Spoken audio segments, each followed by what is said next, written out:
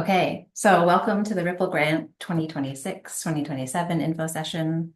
Thanks so much for being here and being interested in West Multnoma's partner grant. It was previously called. This new iteration of the grant was on pause. So we were on pause last year and we made some modifications to a bit of our funding, our long-term partner funding, and then this grant funding.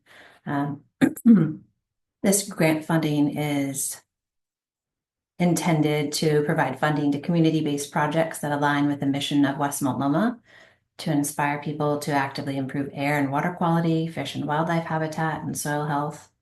And the program prioritizes projects that address district-identified priority invasive species and/or priority habitats while advancing equitable outcomes by engaging historically underserved communities through culturally inclusive conservation approaches.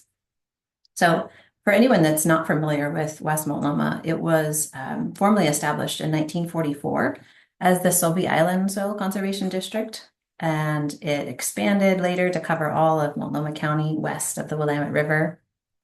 And we've been partnering with local organizations ever since our inception to restore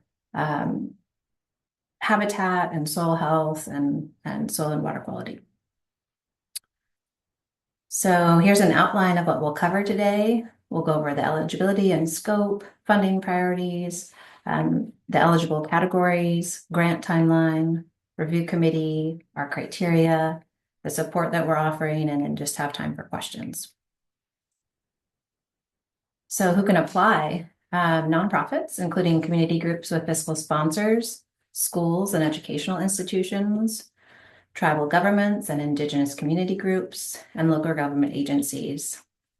Private landowners and for-profit businesses are not eligible. We do have other financial assistance that may be suitable for your project if you are a private landowner.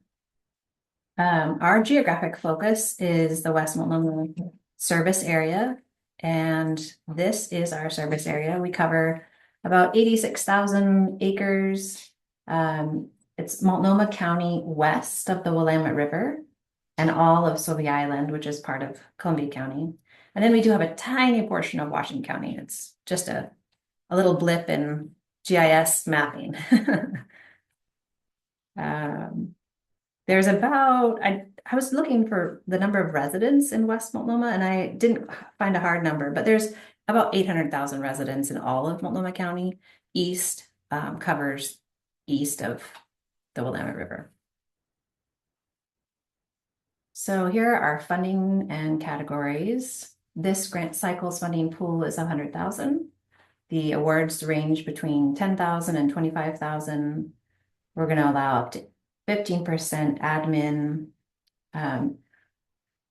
one application per organization per fiscal year. If you do want to have multiple projects, that is allowed, but another organization must be the main applicant. Our 5 categories, I'll go into them, so I'm not going to go into them until the next slide, but we do encourage exact amount budgeting. So if you have a grant that needs roughly 12,000, do try to get as exact as possible. And we will not be awarding partial awards. We have previously, but not this time. So the district priorities for this fiscal year will be our priority invasive species, which is emerald ash borer and its impacts on riparian shade. Enhancing our priority habitats that are in our long-range business plan. Also, I just made it go forward. Let me go back one. We are looking that all of our projects demonstrate meaningful and measurable benefits to historically underserved communities. So that's a big component. So here are the 5 categories. Your project does not need to fit into one of these boxes. It can be in multiple, but this is just to give you an example. Community engagement and equity. So we're looking for projects that increase access to land and nature and engage communities that are historically been excluded. We're looking for the integration of culturally specific approaches, initiatives that incorporate inclusive practices, provide culturally specific environmental education, or educate with non-dominant ways of thinking. We're looking for youth and community involvement, programs that actively involve schools, youth groups, or seniors. Under habitat restoration, we're looking for restoration and planting projects that focus on our priority habitat types. So Lower Columbia estuarine, wetland, Oregon white oak, and native pollinator.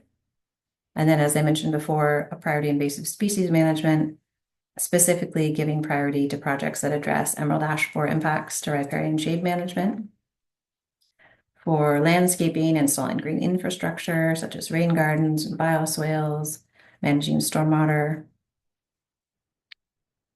sustainable agriculture and soil health, community food systems, establishing or improving community gardens, school gardens, or food forests. Soil conservation, projects that improve soil health, such as erosion control. Education or outreach, workshops, community events focused on gardening, nature, soil, water quality, workforce training, environmental jobs training, youth stewardship, or programs that build practical knowledge and skills in the conservation sector. And the last category, stewardship and maintenance. We historically, it's been very hard to find grants that cover maintenance, and we'd like to fill that gap.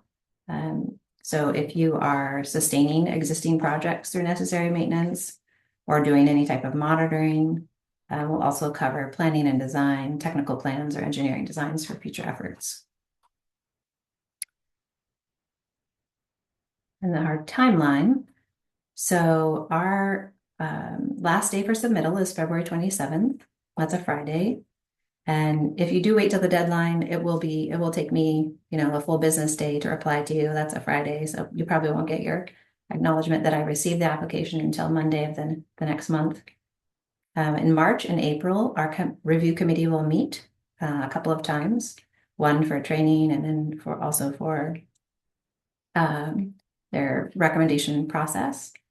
In June, the board will meet and confirm the recommendations that the review committee puts forward. And July 15th will be the first payment, and that'll be after all MOUs are signed. We're really trying to reduce the amount of reporting. We'll just have 2 reports. We'll have a mid-year report, and the second payment will be dependent on that mid-year report being submitted. It's a 1-pager, hoping to be very brief, but just an update on where you're at and you're meeting your goals, and a picture or 2.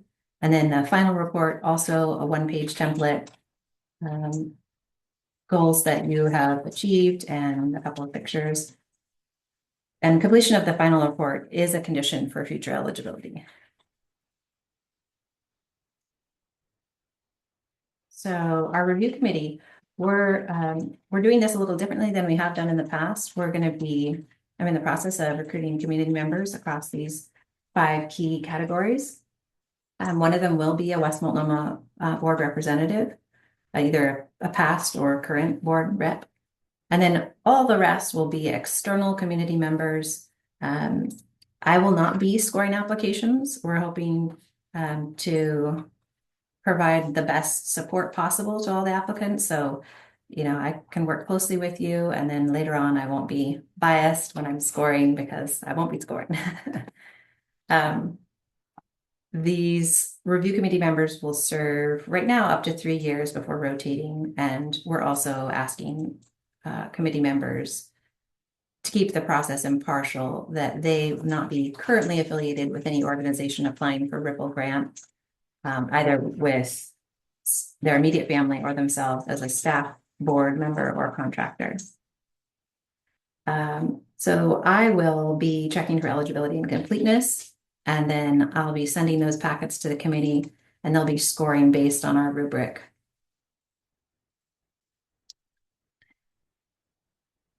Here's our review criteria. So it'll be on a 0 to 10, the max score is a 10. 0 does not meet, 2 exceeds in each category. We're looking for alignment with our district goals. We're looking for clarity and feasibility, community need and benefit, and having really clear budget and justification on that, and project sustainability and impact. And there's more detail in our application guide on each of these if you're looking for more. So we're providing, I think, a different type of support this year. Oh, I did it again. Sorry. In that you have access to staff. We won't be scoring the application, so you can ask us any questions on how to make your application stronger. This session will be recorded, and we're offering templates for the budget, the mid-year, and the final reports. And hopefully lots of tips on writing a strong application. We do suggest, I think it's covered in the guide as well, but we do suggest specifying match, whether it's in kind, volunteer, donations, or cash, and trying to reduce the amount of jargon or acronyms for our community reviewers so they can understand the proposal. And then we're getting right to the end, but we have lots of time for questions. Please do reach out, and we'll be reviewing and seeing what areas need improvement. I did already have a little bit of trouble with the application and formatting. So please let me know what kind of issues you come up against, and we'll be making tweaks for that. So with that, I'm just gonna stop sharing so that I can see y'all and we can see each other. Any questions for me? I did have one fairly specific question. Sorry. I've been sick all week, so please sorry I sound like Oscar the Grouch. Oh, Um um with the workforce development and education side of the grant or that part of it, it says youth focused. What is y'all's definition? How do you define youth, I guess? Is that kind of young adult side of stuff or like genuinely like middle school to high school age? You're muted. sorry about that. We don't have a hard definition. Okay. No.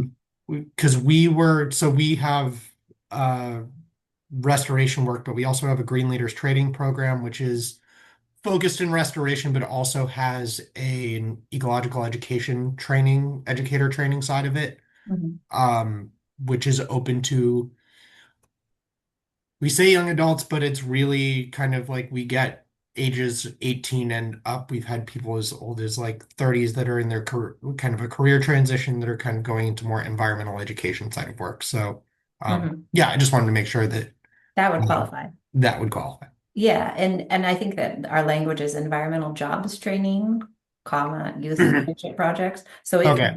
it can be any type of environmental job training. Okay. So that would be like environmental education would roll into that. It's not specifically like on the land restoration work. Yeah, and these are just categories and Okay. broad. We're hoping that, people think outside these 5 categories within our vision and mission. Totally. And so it doesn't have to be an explicit listed. Okay. Awesome. Thank you so much. Yep.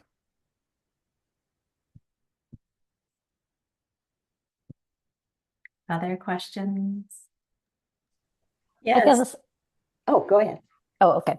I guess I'm curious about, I guess, kind of the competitiveness in the past, and every year I'm sure is a little bit different, but in the past, I'm curious how many applicants you've gotten and how many you've been able to fund, percent within that application pool. Yeah. Sure. So I've only been with the district a year, and in this past year, we didn't actually accept applications. So Eleanor might better answer that. I think that there were 13 in the previous year.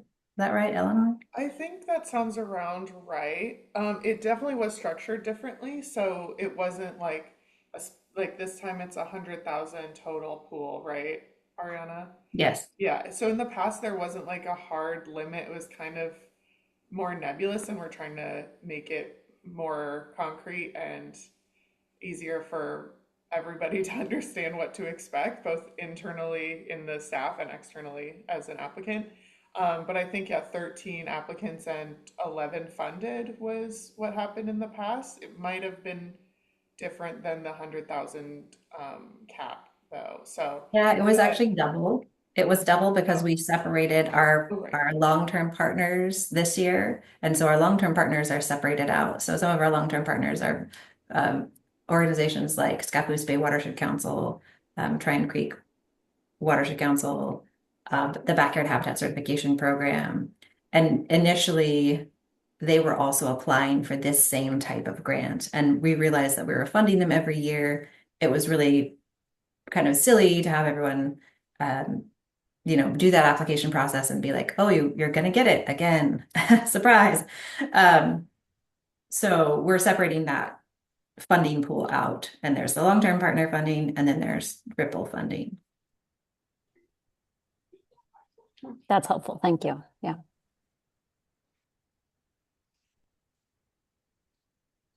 And I have a question.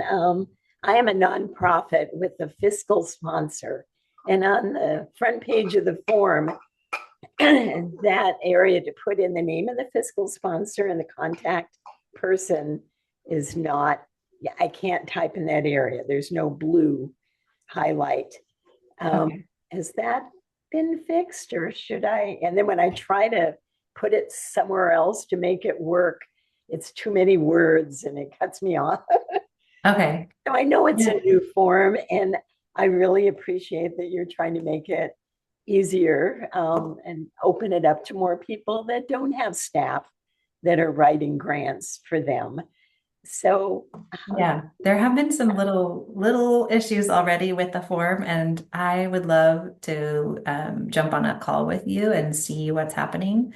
I use an Adobe fillable PDF, and I think there might be some formatting issues. I was hoping to avoid the portal process because other organizations have this, you have to sign into a portal and there's all kinds of, but we're not paying for a portal, and we will probably move to an on web hosted application next year. So I'd love to connect after this, maybe not today, but connect with you and see what's going on with the form. yes, and I have a few other things I'd like to run Sure. by. So thank you. for being Yeah, available. definitely.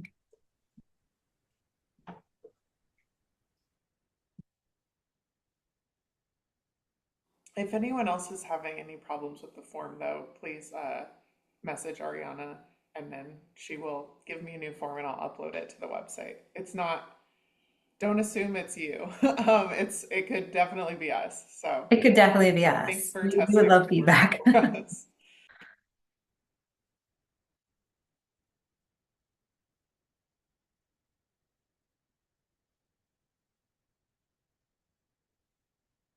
Other questions, thoughts?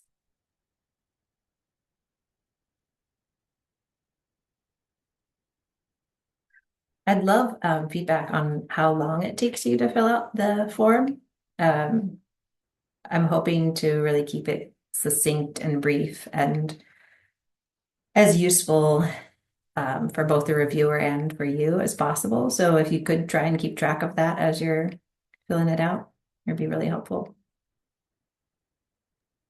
James. I was wondering since you're um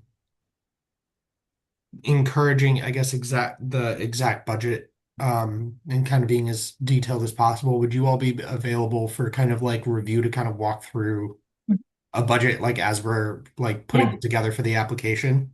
Yes, definitely. Excellent. Yeah, we're Okay. recommending that if you can to get estimates, and of course those estimates change and increase. Yeah. It's going to be 6 months before the project even starts. Yeah. But instead of, we've in the past got some applications where it's too broad, it's too general. We Okay. like to see rates and Totally. Yeah. So the program that I think we would be putting up for this application, like it's an existing program. We do 2 cohorts of interns a year. So I think we just approved our budget 2 days ago. Yeah, board approved it 2 days ago. So I think we have all those numbers hammered out. But yeah, it's we'll probably ask y'all to take a look at it and Sure, to make definitely. sure we're being as Yeah. specific as y'all are looking for this. Yeah. Yeah. And we just got a new budget and fiscal manager, which is wonderful. So we loop him in and get his feedback as well. Awesome. Thank you.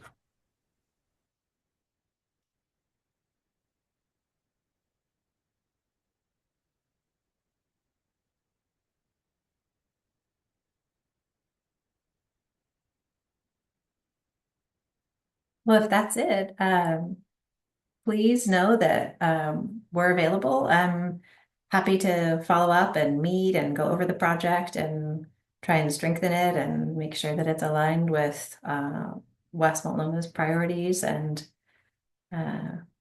look forward to hearing from y'all. And just thank you so much for meeting today, and looking forward to partnering with you.